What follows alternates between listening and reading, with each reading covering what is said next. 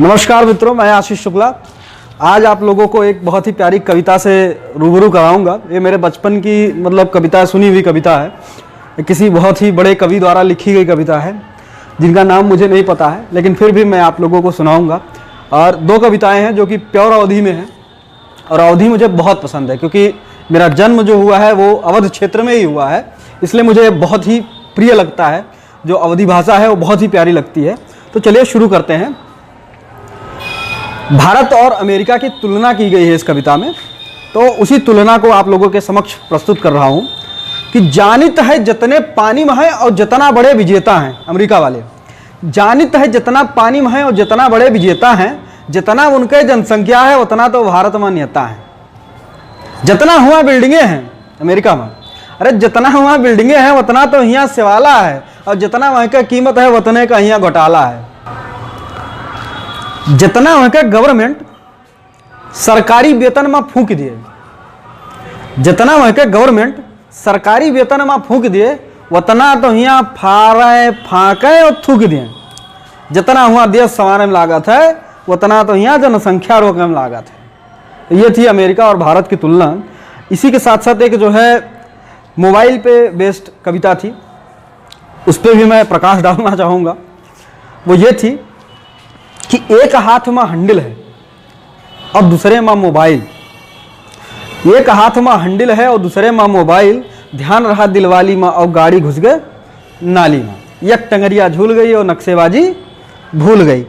अच्छा, मोबाइल और बीवी के दोनों का अगर तुलना की जाए तो उन दोनों की तुलना में जो है बहुत कुछ सिमिलरिटी है। वो सिमिलरिटी क्या है मैं आपको बताने की कोशिश करता हूँ कि मोबाइल और बीवी के दोनों के हाल में चर्चा है। मोबाइल के और बीवी के दोनों के हाल में चर्चा है। जो ना छेड़ो तो बेचैनी और छेड़ दियो तो खर्चा है। मोबाइल और बीवी एक तरह, दोनों का एक्शन तरह तरह। मोबाइल बीवी एक तरह, दोनों का एक्शन तरह तरह। मोबाइल का फंक्शन तरह तरह, बीवी का फैशन तरह तरह। मोबाइल और बीवी एक समान। बहुत गूढ़ राह से बता रहा हूँ, इसको ध्यान से देखना कि मोबाइल बीवी एक समान, दोनों का कहर जेब पर है। मोबाइल बीवी एक समान, दोनों का कहर जेब पर है। मोबाइल का असर जेब पर है, बीवी का नजर जेब पर है।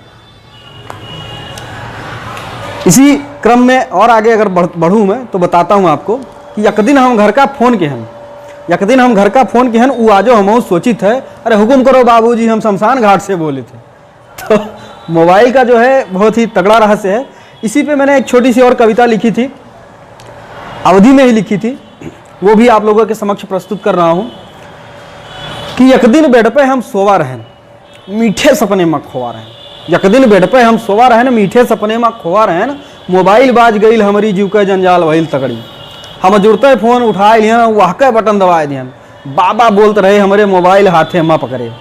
हम बोलन बाबा कहो हाल, वो बोले बच्चा बड़ा बवाल। बर देखुआ तोहरे आए रहे, रहिया में हमसे भेटाए रहे। अब अपन राय बताए दियो, जल्दी भी आ करवाए लियो। दहिया में लगी आगे हमारे मोबाइल पटक ध्यान तकड़े। अखिया से निदिया दूर गई, सपना वपना सब चूर भइल। तो मोबाइल बहुत खतरनाक है आज के ज़माने में भैया, पढ़ने के लिए काम भी आता है। जैसे आजकल बहुत सारे एजुकेशनल चैनल चल रहे हैं जहाँ पे फ्री में पढ़ाई होती है, फ्री में एजुकेशन दिया जाता है। तो अपना एक चैनल है कार्क एजुकेशन, आओ वहाँ सब्सक्राइब करो चैनल और बढ़िया पढ़ाई करो। और ऐसे ही मज़ेदार वीडियो अगर आपको देखना है तो उस चैनल पर मिलेंगे आपको। जय हिंद, जय भारत, वंदे मातरम। भारत माता की जय।